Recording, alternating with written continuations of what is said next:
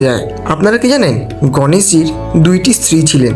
ভগবান গণেশের দুটি স্ত্রীর নাম হলেন ঋদ্ধি ও সিদ্ধি। পাশাপাশি শুভ ও লাভ নামে দুটি পুত্রও রয়েছে। অশোক সুন্দরী হলেন গণেশজির বোন। ধর্মীয় গ্রন্থেও বলা হয়েছে যে গণেশজির অশোক সুন্দরী নামে একটি বোনও আছে। প্রিয় ফুল, গণেশজির লাল রঙের ফুল খুব পছন্দ করেন এবং গণেশজির প্রিয় বস্তু হলো দূর্বা এবং ডাব। গণেশ ভগবান দূর্বা ঘাস পছন্দ করেন। গণেশ পুজো ডাব ব্যবহার করা হয়। গণেশজি মোদক তার সবথেকে প্রিয়। গণেশ পূজা যতক্ষণ না তাকে মোদক দেবেন ততক্ষণ নাকি পূজা অসম্পূর্ণ রূপে বিবেচিত করা হয়, কারণ এটি তার প্রিয় ভোগ। ভগবান গণেশ শুধুমাত্র হিন্দু ধর্মেই নয়, বৌদ্ধ ধর্মেও পূজা করা হয়।